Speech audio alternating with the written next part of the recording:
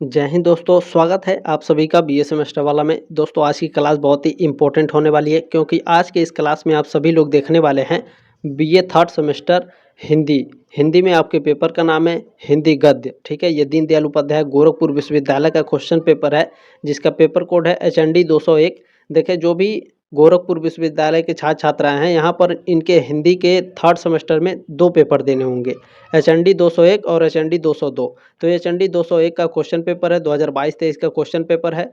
यह जो question paper है राजा महेंद्र प्रताप सिंह स्टेट यूनिवर्सिटी के लिए, डॉक्टर भीमराव अम्बेडकर यूनिवर्सिटी है उसके लिए, सिद्धार्थ यूनिवर्सिटी है उसके लिए, और जो दीनदयाल उपाध्याय गोरखपुर विश्वविद्यालय है उसके लिए। और जहाँ पर भी आपके ऑब्जेक्टिव एग्जाम होने वाले हैं वहाँ पर आपके ये सारे जो क्वेश्चन पेपर है सारे इंपॉर्टेंट है, ठीक है, ध्यान रखेंगे। चलिए आगे बढ़ते हैं। इसमें आपका पहला प्रश्न देखते हैं क्या पूछा गया है। चलिए, ये क्वेश्चन पेपर है तो प्लीज़ आप लोग इसे शेयर ज़रूर करिएगा आगे अपने दोस्तों के साथ व्हाट्सएप पर, ठीक है।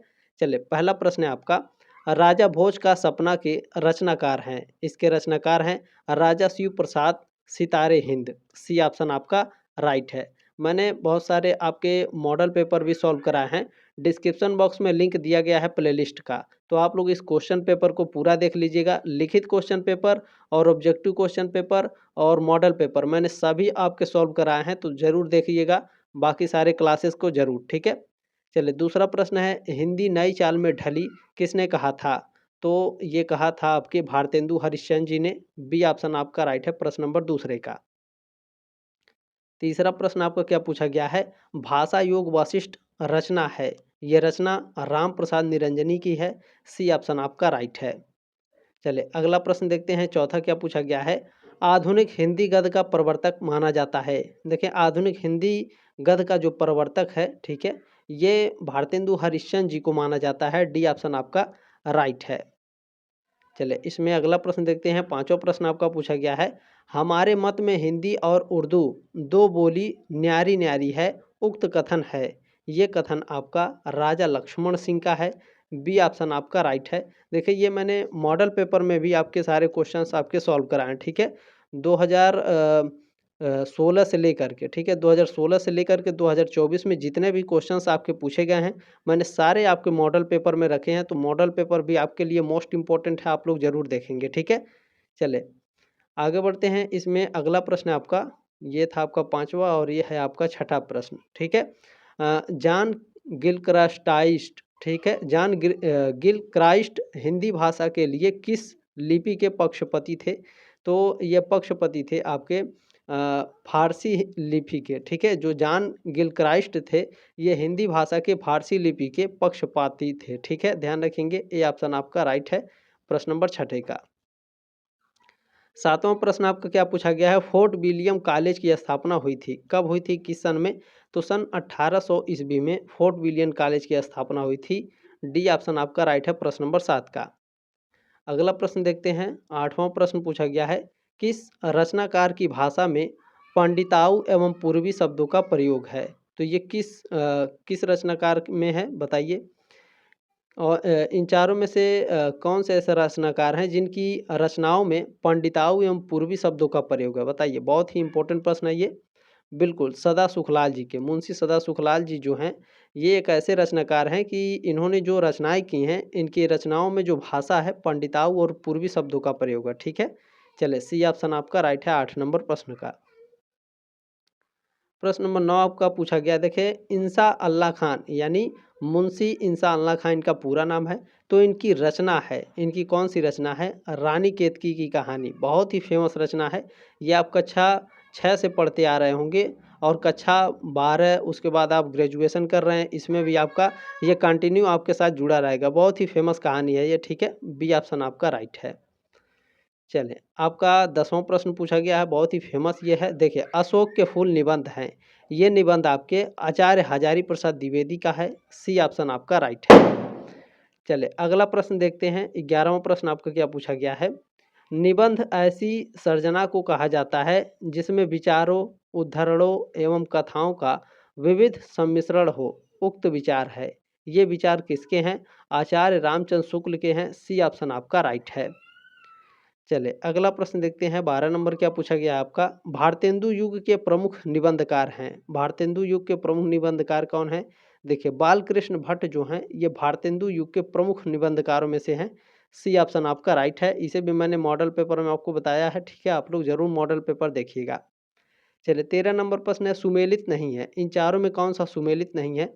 देखिए लल्लू लाल प्रेम सागर, जो लल्लू लाल हैं इन्होंने प्रेम सागर रचना की है, बिल्कुल राइट आंसर है आपका। कुबेर नाथ जो राय हैं ये प्रिया नीलकंठीन की रचना है, बिल्कुल राइट है। जो सच्चिदानंद हीरानंद वात्स्ययज्ञ हैं इन्होंने पाजेब लिखा है, बिल्कुल गलत है, क्योंकि जो पाजेब कहानी है दोस्तों, ये जो पाजेब कहानी है ये जैनेन्द्र कुमार द्वारा रचित है। तो सी ऑप्शन क्या है आपका इनकरेक्ट है, सुमेलित नहीं है, तो सी ऑप्शन आपका राइट है। बाकी सदल मिश्र की रचना नासिकेतोपाख्यान है, ये भी आप लोग जानते होंगे, ठीक है। चलें अगला प्रश्न देखते हैं। 14 नंबर आपका क्या पूछा गया है, बहुत ही ध्यान से देखना पड़ेगा। देखें, अपने देश की सब प्रकार से उन्नति करो, जिसमें तुम्हारी भलाई हो, वैसी ही किताब पढ़ो, वैसे ही खेल खेलो, वैसी वैसी ही बात करो, ठीक है। परदेसी वस्तु और परदेसी भाषा का भरोसा मत रखो, अपने देश में अपनी भाषा की उन्नति करो। उक्त अंश किस निबंध से लिया गया है? तो ये जो निबंध है साथियों, ये भारतवर्ष उन्नति कैसे हो सकती है, इससे लिया गया है। बी ऑप्शन आपका राइट है। चलिए प्रश्न नंबर आपका 15 क्या पूछा गया है?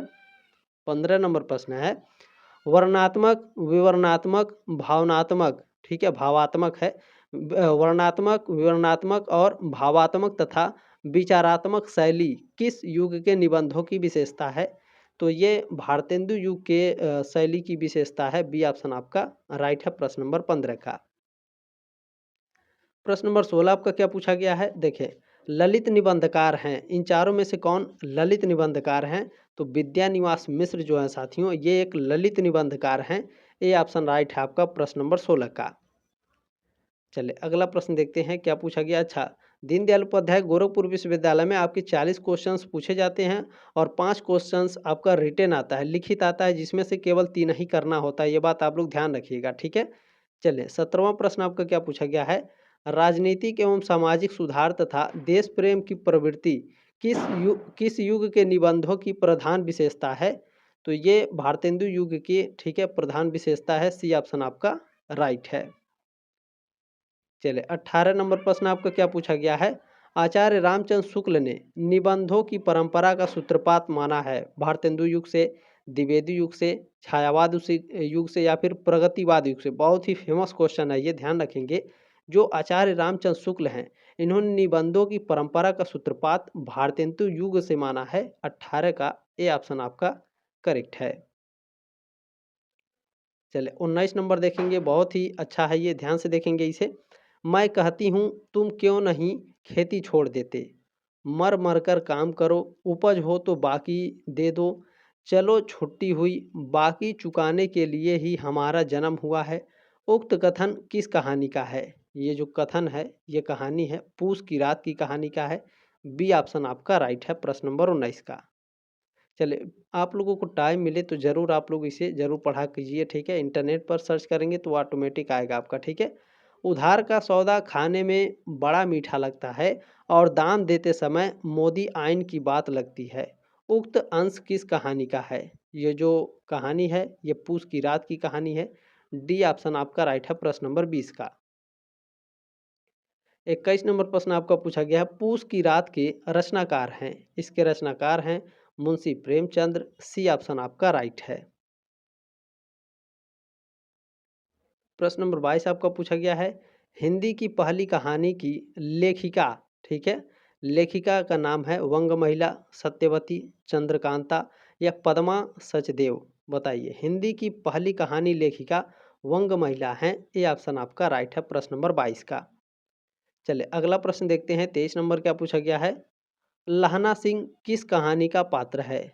लहना सिंह उसने कहा था कहानी का पात्र है। बी ऑप्शन आपका राइट है, यानी उसने कहा था ये कहानी है और इस कहानी के पात्र कौन है? लहना सिंह। चलिए प्रश्न नंबर 24 आपका क्या पूछा गया है, वह पत्नी एवं बच्चों के लिए केवल धनोपार्जन के निमित्र मात्र हैं, उक्त कथन किस कहानी का है? तो ये जो कहानी है साथियों ये कहानी है आपका वापसी कहानी। डी ऑप्शन आपका राइट है, ये कथन आपकी वापसी कहानी का है, ध्यान रखेंगे। प्रश्न नंबर 25 आपका पूछा गया है, चोर से ज़्यादा फ़िक्र थी आबरू की, उक्त कथन किस कहानी का है? ये जो कहानी है पर्दा कहानी का है। बी ऑप्शन आपका राइट है। प्रश्न नंबर 26 क्या पूछा गया है, मालती किस कहानी की पात्र है? तो जो मालती है साथियों, ये रोज कहानी की पात्र है। और जो रोज कहानी है इसको किसने लिखा है? सच्चिदानंद हीरानंद वात्स्यनज्ञ ने लिखा है। ध्यान रखेंगे सी ऑप्शन आपका राइट है। चलिए 27 नंबर प्रश्न आपका पूछा गया है, संबदिया किस विधा में रचित है? संबदिया कहानी विधा में रचित है। बी ऑप्शन आपका राइट है। ठीक है, ध्यान रखेंगे जो संबदिया है ये क्या है?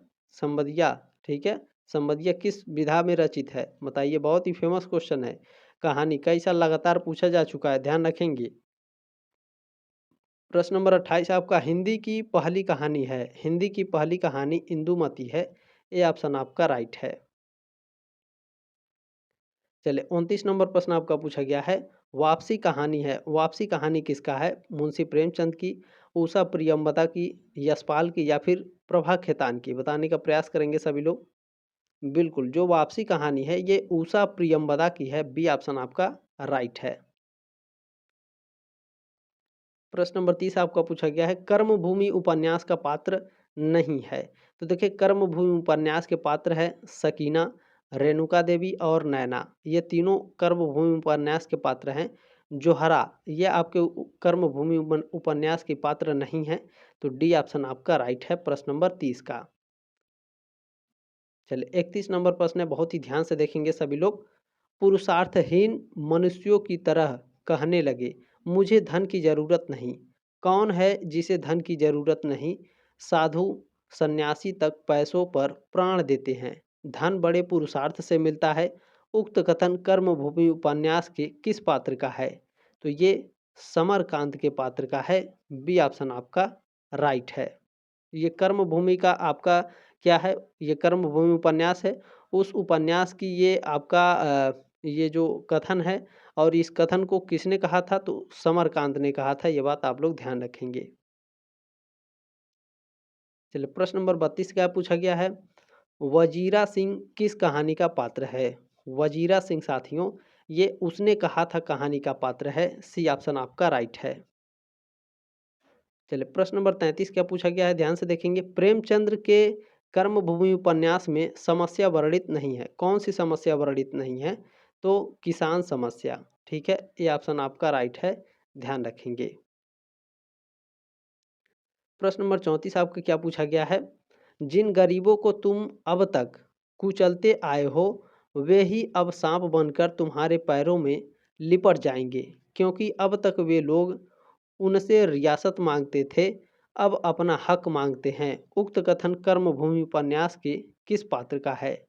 तो ये जो पात्र हैं, इस पात्र के जो जिन्होंने कहा था ये सुखदा महोदय जी हैं। ये ऑप्शन आपका राइट है। ठीक है, ध्यान रखेंगे। ये जो कथन है किसका है? ये कर्मभूमि का कथन है। और ये जो कथन है किसने कहा था? सुखदा महोदय ने कहा था। ये बात ध्यान रखेंगे आप लोग। चलिए प्रश्न नंबर 35 आपका क्या पूछा गया है, कर्मभूमि उपन्यास का रचना काल है। 1931 में कर्मभूमि उपन्यास रचा गया था, या 1932 में, या 1936 में, या 1935 में? ये प्रश्न मैंने कराया मॉडल पेपर में। 1932 1932 में कर्मभूमि उपन्यास की रचना काल है। बी ऑप्शन आपका राइट है। इसको मैंने काफ़ी डिटेल में समझाया है इस प्रश्न को, तो आप लोग मॉडल पेपर जरूर उठाकर देख लेंगे। ठीक है, चलिए प्रश्न नंबर 36 है, क्या है? अमरकांत के पिता का नाम है। अमरकांत के पिता का नाम क्या है? समरकांत। डी ऑप्शन आपका राइट है। चलिए प्रश्न नंबर 37 क्या है, देखिए। प्रेमचंद्र मंदिरों में अछूतों का प्रवेश निषेध संबंधी प्रश्नों को उठाते हैं। सेवा सदन में, कर्मभूमि में, गबन में या फिर प्रेमाश्रम में? किस में उठाते हैं? तो ध्यान रखेंगे कर्मभूमि में। ठीक है, प्रेमचंद जी जो हैं, जो पुराने समय में मंदिरों में जो अछूत होते थे उनका प्रवेश निषेध था। ठीक है, तो इन्हीं पर जो मुंशी प्रेमचंद है ये प्रश्न उठाते हैं। किस में प्रश्न उठाते हैं? कर्मभूमि में ये प्रश्न उठाते हैं। बी ऑप्शन आपका राइट है। कर्मभूमि एक इनकी रचना है मुंशी प्रेमचंद की। प्रश्न नंबर 38 क्या है, 38 नंबर प्रश्न आपका पूछा गया है, सुखदा प्रेमचंद्र के किस उपन्यास की पात्र है? तो जो सुखदा है ये कर्मभूमि उपन्यास की पात्र है। सी ऑप्शन आपका राइट है। प्रश्न नंबर 39 क्या पूछा गया है? हिंदी उपन्यासों ने प्रेरणा ग्रहण की है। किससे ग्रहण की है? तो बंगला साहित्य से ग्रहण की है। बी ऑप्शन आपका राइट है। चलिए प्रश्न नंबर 40 आपका क्या पूछा गया है? देखें 40 नंबर प्रश्न है, बहुत ही ध्यान से देखेंगे।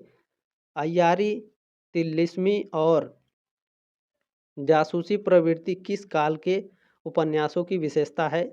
तो ये प्रेमचंद्र पूर्व हिंदी उपन्यास की विशेषता है। ए ऑप्शन आपका राइट है। जल्दी मिलते हैं साथियों आपके नेक्स्ट क्लास में, तब तक के लिए जय हिंद, वंदे मातरम।